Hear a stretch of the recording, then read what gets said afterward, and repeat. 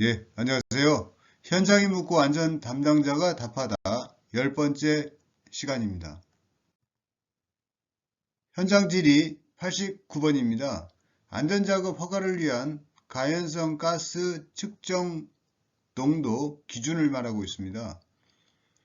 자체 기준에 의해서 운영하시면 되는데요. 일반적으로 LDL의 10% 미만을 적용하고 있습니다. 발전소 운영 사례를 보면 LDL의 0%, 10% 미만 이렇게 각각 다르게 사용이 되고 있고요. 밀폐 공간 가스농도 측정 주기도 2시간 또는 4시간으로 이렇게 구성이 되어 있습니다.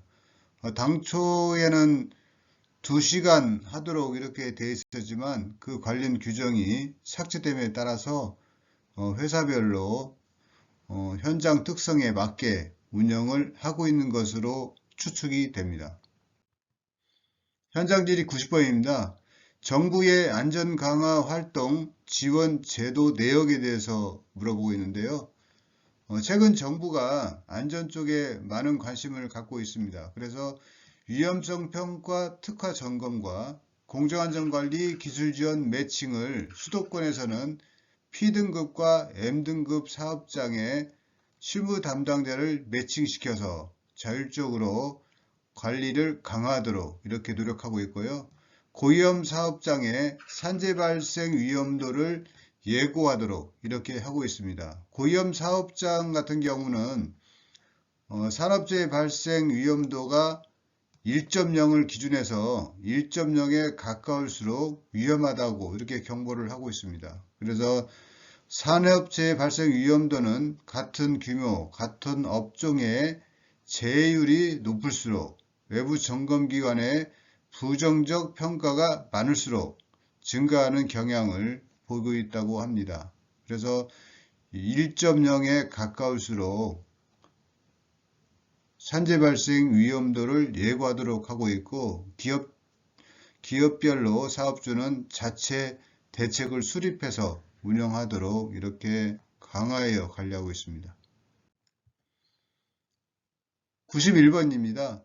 산업안전보건법에 의한 유해위험 작업의 취업 제한에 관한 규칙에서 지게차 교육 시간 12시간이 필요한 지게차를 묻고 있습니다.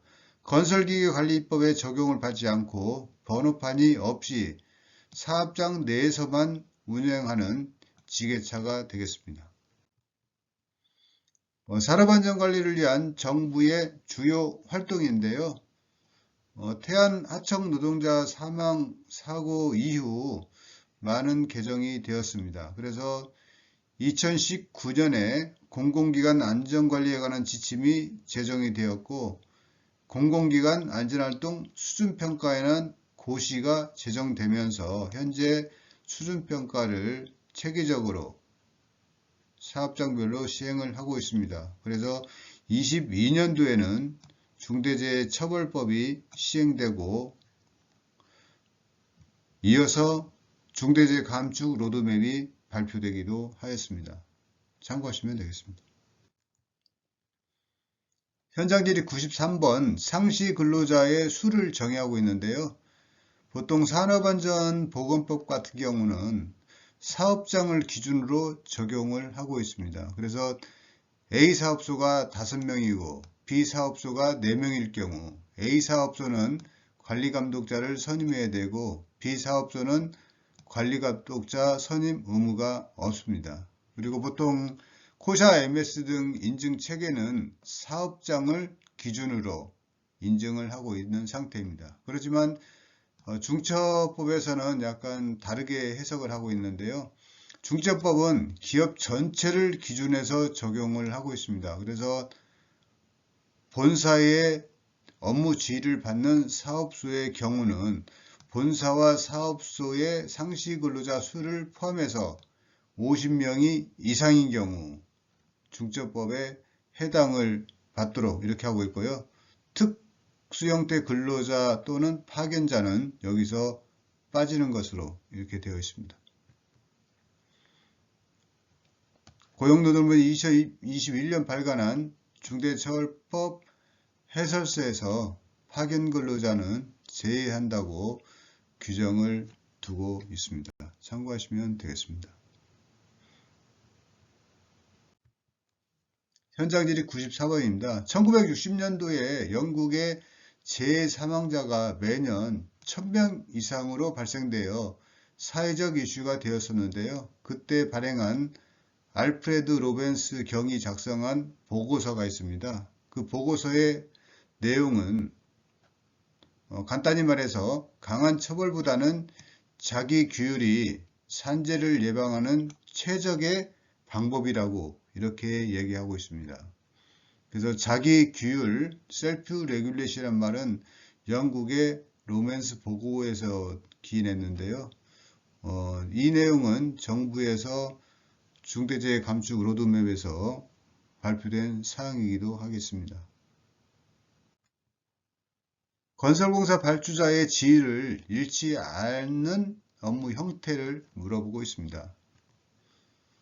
시공 능력이 없으면서 사업을 도급한 경우로 위험작업 허가 승인이 가능하고 공정회의에 참석해서 의견을 개진하는 것도 가능하며 품질회의에 참석하고 품질 감독 등 가능하다고 하겠습니다. 이 내용은 고용노동부의 의견에 반하는 내용이지만 항소심 판사님이 말씀하신 것으로 상당한 파급력이 있다고 하겠습니다. 참고로 시공 능력이 있으면서 도급한 경우는 위험작업에 허가 승인을 할 경우 건설공사 발주자가 아니고 도급인으로 분류돼서 강한 처벌을 받을 수 있다고 하겠습니다.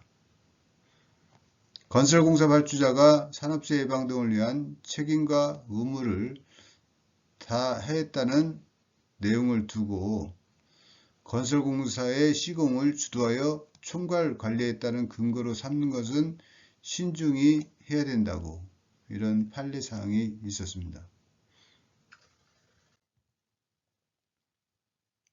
현장질이 96번입니다. 상시근로자 50명 이상의 경우에는 산업보건의를 선임하도록 이렇게 하고 있는데요. 83변에 대한 추정 답변입니다. 관련 규정은 산안법 22조, 산안법 시행령 제29조에 보건관리자를 두어야 하는 상시근로자 50명 이상인 사업장은 산업보건의를 두도록 하고 있고 22년도에 고용노동부의 지침에 의해서는 민간기업은 규제를 완화한다고 하겠습니다. 최근에 정부의 공식적인 발표 문서를 보시면 정부의 지시로 구성된 총리령에 의한 특조위에서 행정 해석을 내린 문건이 있습니다. 여기서 발전공기업인 석탄화력발전소는 산업보건의 선임 대상이 아니므로 자율적으로 위촉해서 관리하라는 내용이 있었습니다. 그래서 이 내용을 적용한다면 산업보건의 선임 법적 의무는 없다고 하겠습니다. 사업장에서 구급차를 운영해도 되는지 사항인데요. 응급의료법 제44조 2항에 의하면 산안법에 의한 의사 간호사를 보건관리자로 둔 경우는 구급차를 자체 운영이 가능하지만 그 외에는 이송업에 허가를 받은 자 또는 의료기관만 구급차를 운영이 가능합니다. 그래서 사업장 내에서 구급차를 운영할 경우에는 위촉 영역을 해서 이송업에 허가를 받은 자를 도급계약을 해서 운영하는 것이 법적인 리스크가 적다고 하겠습니다. 마지막 98번 경제적인 자유란 무엇인지에 대해서 고민을 해봤습니다. 국민연금을 받고 각종 주식투자 배당금을 받지만 금융종합과세와 연금종합과세를 피할 수 있으면서 의료보험 폭탄을 견딜 수 있는 수입을 확보하는 것이 경제적인 자유라고 이렇게 말씀을 드리겠습니다. 네, 이상 현장임 묻고 안전 담당자가 답하다. 10번째 시간 발표를 마치겠습니다. 예, 수고하셨습니다.